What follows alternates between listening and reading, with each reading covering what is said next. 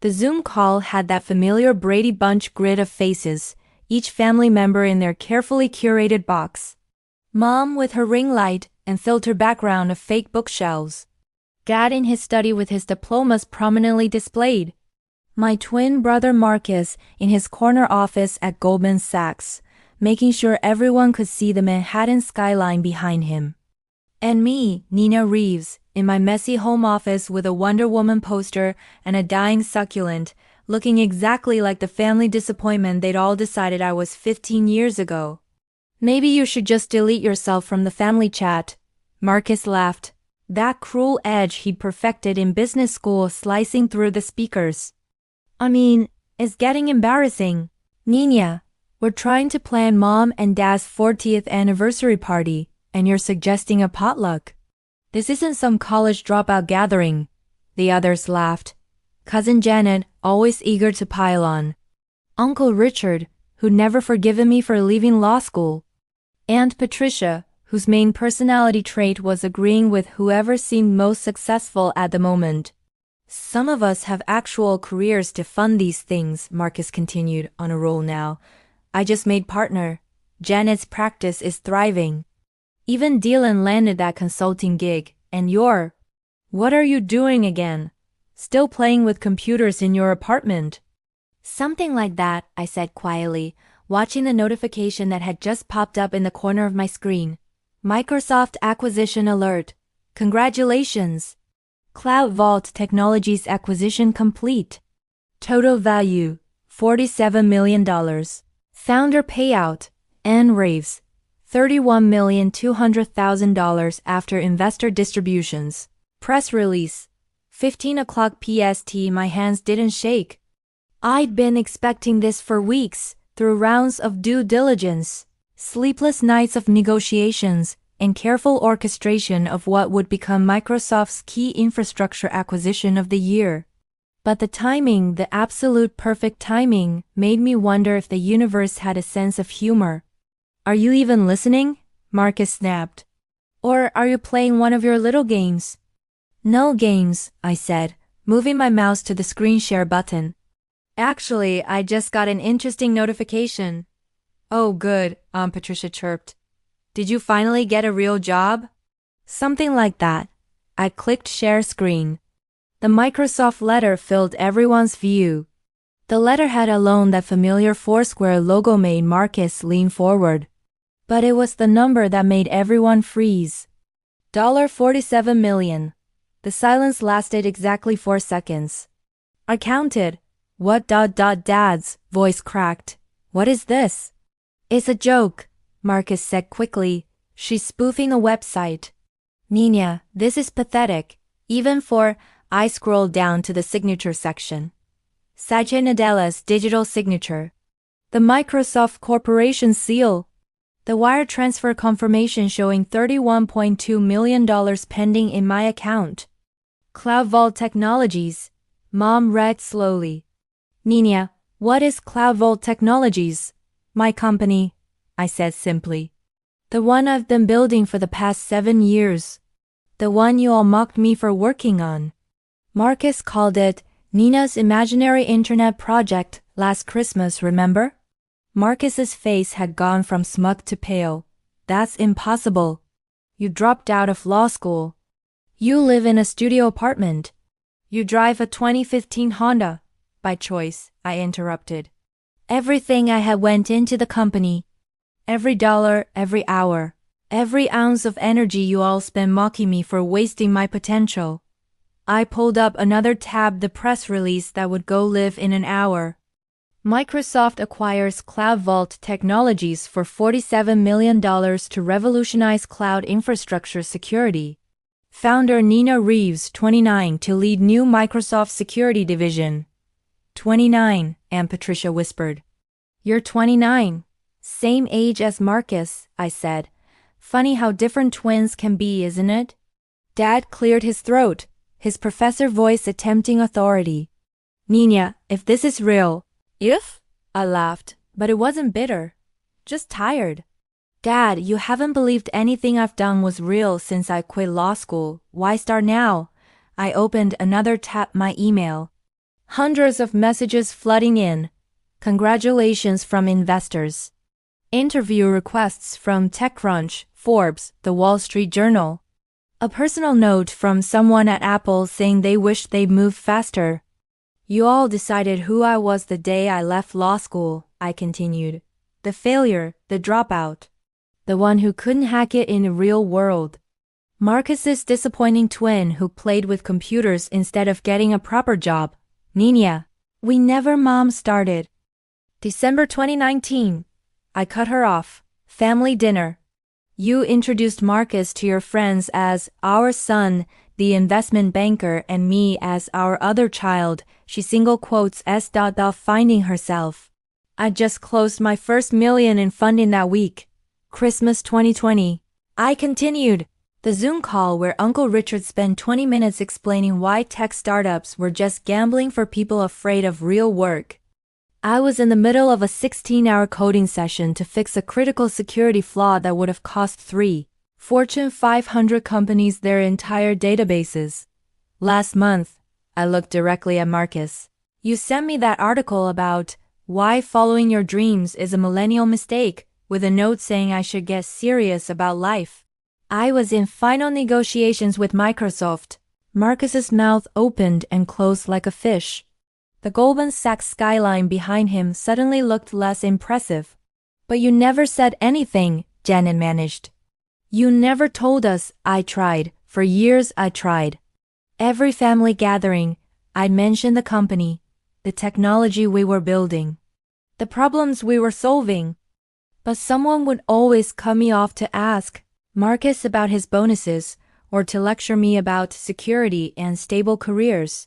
I pulled up CloudVault's website. Our client list: Amazon, Netflix, 3 major banks, the Department of Defense. We secured more data last year than Goldman Sachs handles in 5, I said, looking at Marcus. Our encryption algorithm is now the standard for military-grade protection. The technology I built, the thing you called playing with computers, protects half the internet. Dad's academic facade cracked completely. The Department of Defense? Turns out dropping out of law school to prevent cyber warfare was a decent career choice. Who knew? The notification popped up again. The wire transfer had completed. $31.2 million sitting in my account. More money than everyone else on this call combined would see in their lifetimes. So about that anniversary party, I said, turning back to the original topic. I can cover it. All of it. Any venue you want. Any caterer. Hell, rent out the whole Ritz-Carlton if you want.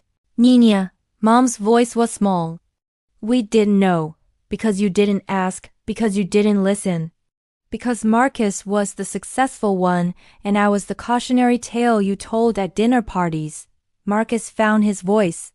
This doesn't change anything. Money doesn't make you. What, Marcus? Successful, valuable? Worth including in family conversations without mockery?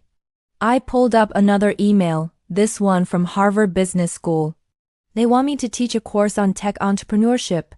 The same school Dad said I'd never get into even if I hadn't dropped out of law. The family Zoom call had never been this quiet.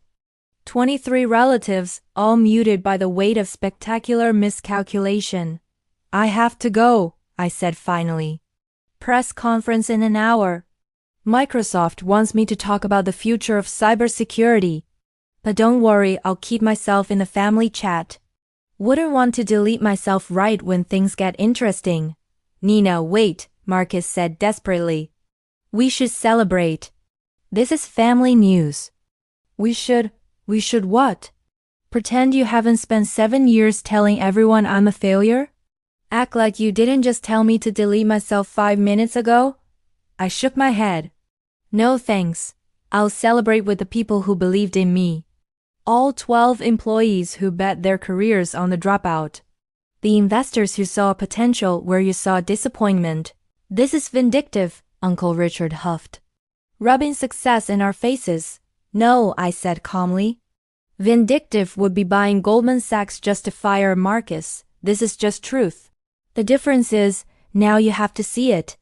I pulled up the Wall Street Journal homepage. The article was already live. Someone had leaked it early.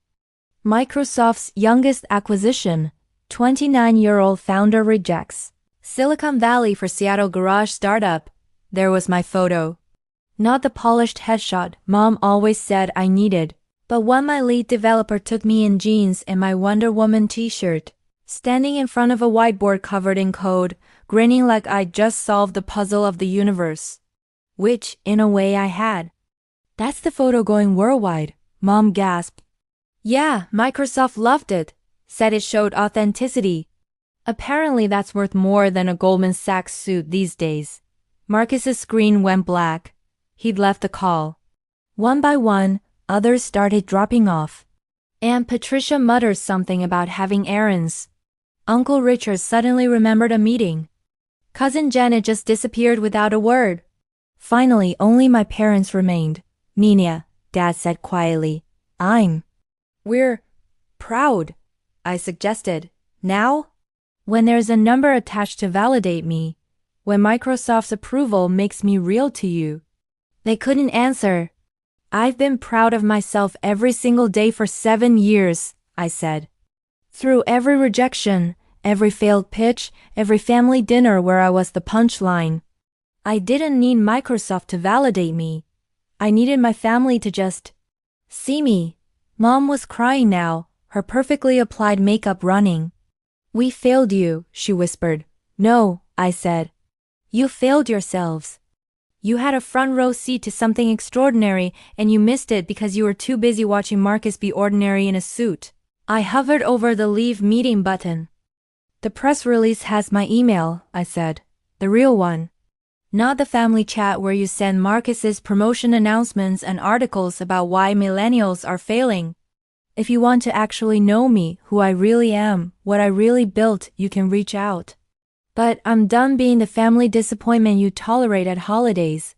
Nina, I left the call. My phone immediately exploded. Marcus texting frantically. Extended family suddenly remembering they always believed in me. High school friends emerging from nowhere. The family chat I supposedly should delete myself from suddenly very interested in including me. I muted them all and walked to my window. Seattle spread out below. Microsoft's campus visible in the distance. Somewhere over there, teams were already integrating my code into systems that would protect millions. My lead developer texted, Holy shit, Nina. Local news just called you Seattle's newest tech millionaire. I texted back. Tell them I'm busy. We have a product to deliver, because that's who I really was. Not the dropout. Not the disappointment. Not Marcus's failed twin. I was the one who built something from nothing while they weren't watching. The notification popped up again, another wire confirmation. The second payment clearing. I pulled up the family chat one last time.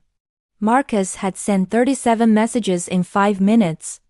Mom had sent a photo of me at age 6 at some science fair with a caption about always knowing I was special. I typed one message.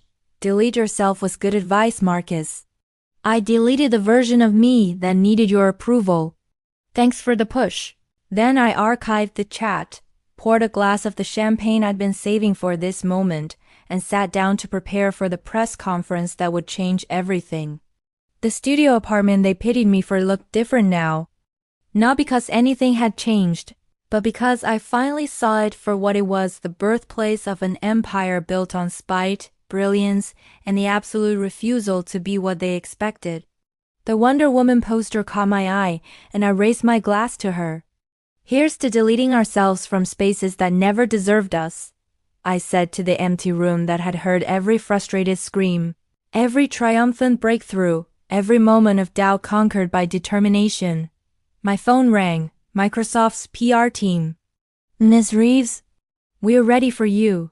On my way, I said, closing my laptop on the family Zoom that would never be the same again. Marcus could keep his Goldman Sachs corner office.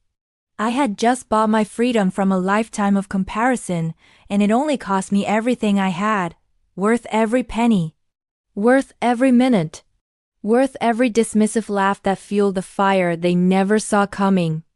The best revenge isn't success. It's success they have to watch, knowing they could have been part of it if they just looked up from their assumptions long enough to see what was right in front of them. Delete yourself from the family chat. No, I deleted their ability to define me. And that was worth exactly $47 million.